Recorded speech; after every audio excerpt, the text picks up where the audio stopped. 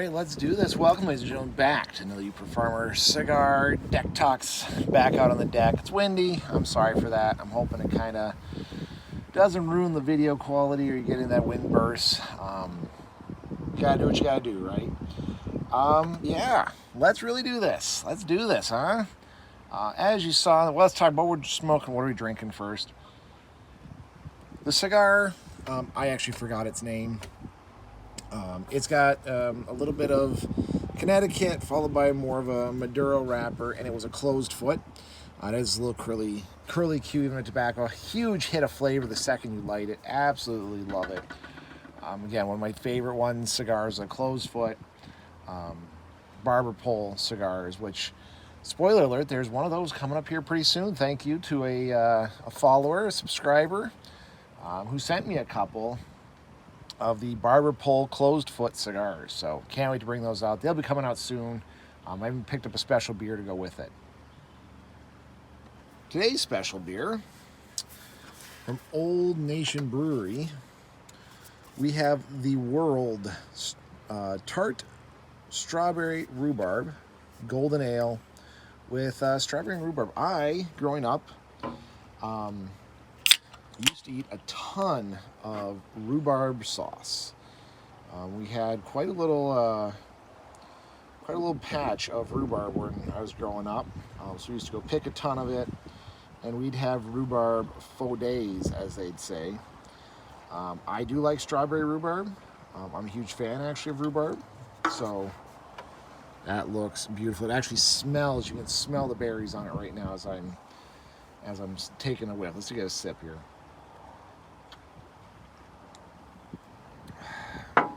You know, it's an aftertaste, unfortunately. It is sweeter, I'll give them that.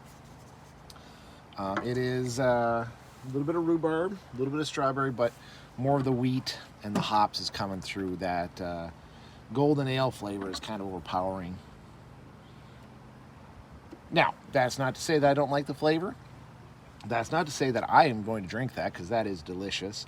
I'm just saying, if you blind tested me and asked me what flavor of beer that was, I doubt I could pick out rhubarb and strawberry without being warned first, but who knows?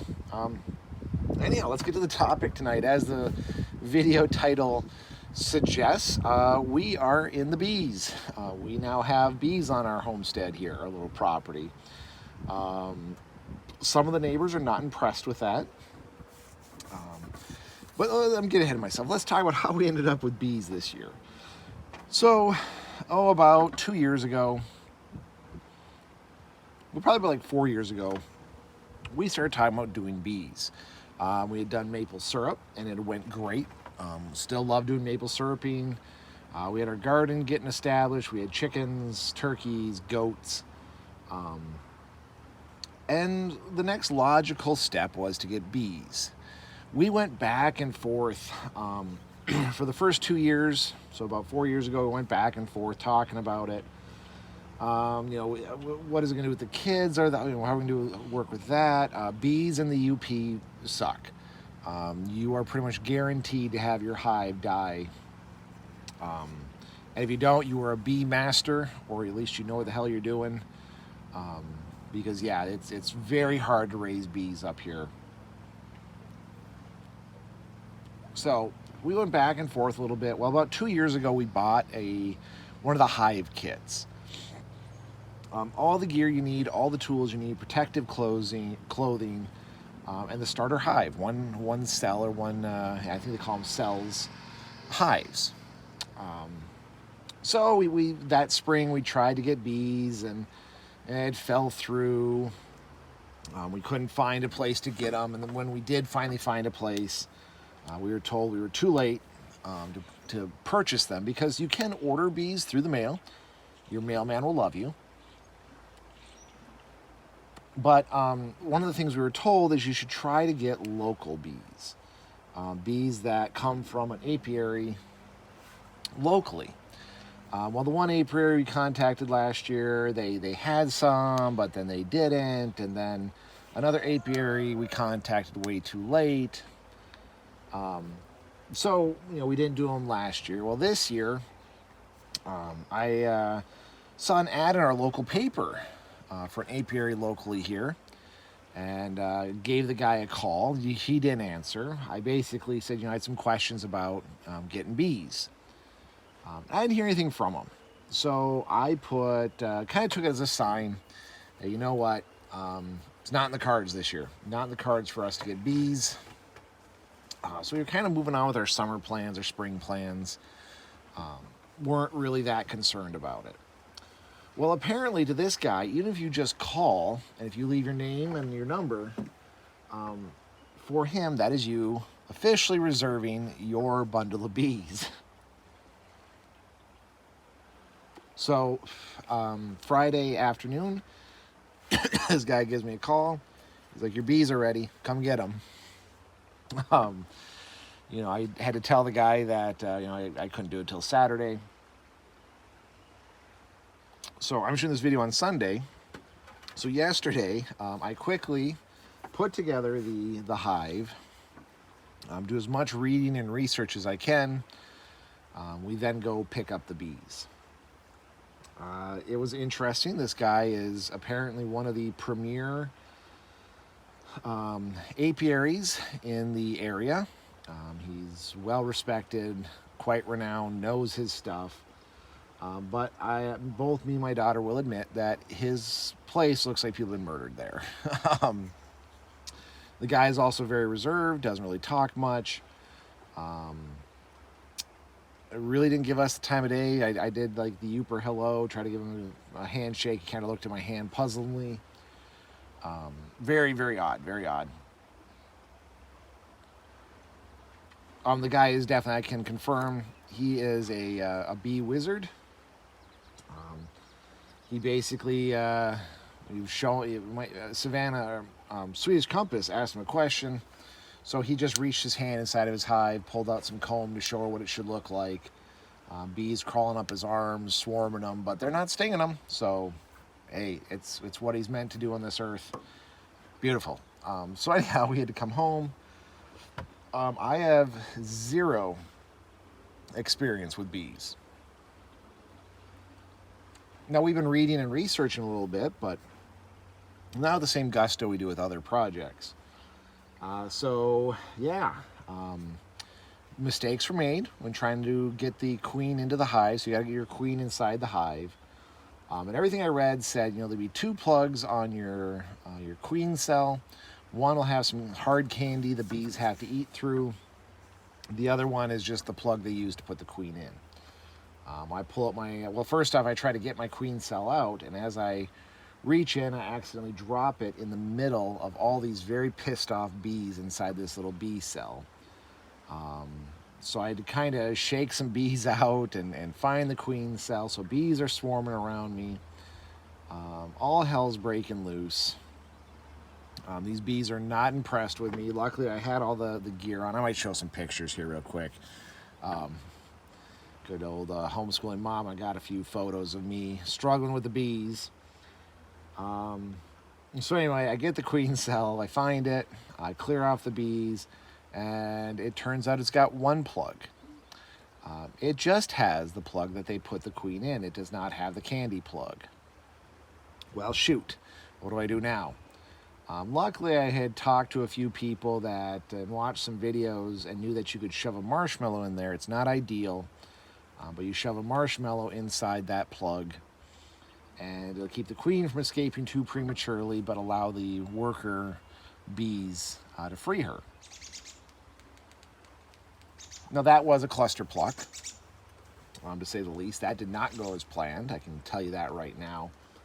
I hope I did it right. That's the other kind of frustrating part with this is you're not supposed to touch them now for about 4 days. You let them just sit there and start building their combs and their nests. In about 4 days, you check to make sure the queen got out. I'm just pacing, waiting for that 4 days so I can open up the hive and see how much I screwed up.